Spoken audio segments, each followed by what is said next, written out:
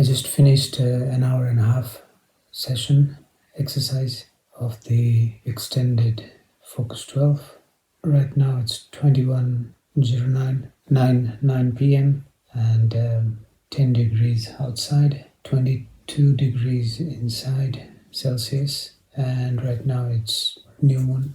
What I've realized is this Focus 10 and Focus 12 states are pretty important, I guess, because without the use of binaural beats, I used to simply remain in that state and not know what state is what. I'd either fall asleep or, this feeling when you're that the body's just jolting and you come back awake by this movement of the body. And by the use of binaural beats, especially Hemi-Sync, I feel that I remain somewhere in this region of this reality, waking state awareness. Let's call it C1, like they called it in Explorer series, somewhere between C1 and phased away state. So I guess it's pretty important to remain alert and know this state.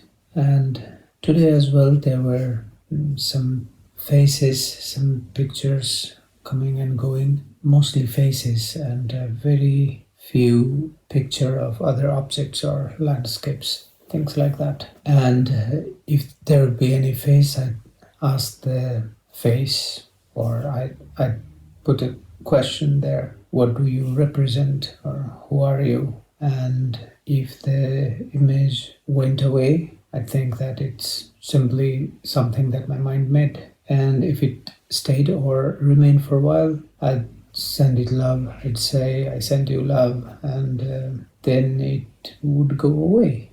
I'm not sure what that phenomena is. I think most of this is still just made by the mind itself. But what is not made by mind, or what is not made by me, by my thought, is becoming more clear. I mean, 3 different states of perceiving images. That would be first, any image that I see when I think of something. For example, a tree and wind blowing through the leaves. I could visualize that. So second way would be that my mind would put me in dream, and then I'd see images in dream. And the third one would be neither my thoughts doing it nor my mind putting me into dream. In other words, if some images or something that I'm perceiving start to take a life of its own. So this is now becoming visible, more clear.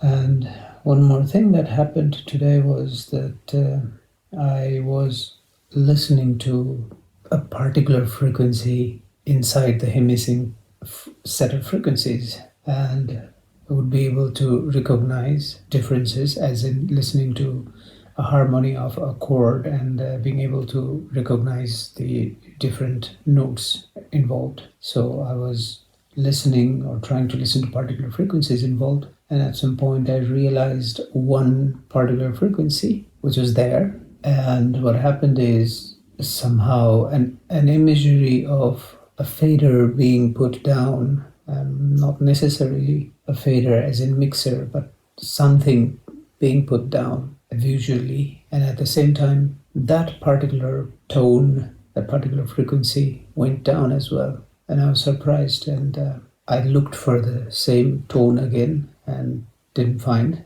Then I tried to listen to other tones in the Hemi-Sync audio. They were there, and they were not affected by this certain movement that I felt. So that was something interesting that happened. I'm starting to also find this in-between state very calm and very helpful. And there's something very soothing about this in-between state. And it's so nice to be able to distinguish between this alert, awake state and when I close my eyes and sit for a while, maybe 4 minutes or 5 minutes, and there's a shift that happens in the mind that is like a signpost that I'm entering into the hypnagogic state. And once that shift is felt, I still have control if I want to come back to the C1 state, or I want to remain and go deep into the different focus states. Anyways, that part is really soothing, this transitional phase. Let's see what more this exercises will bring. And I'd also like to listen to your experiences if you have recorded it, or if you have a podcast around using gateway tapes and or your meditation experiences.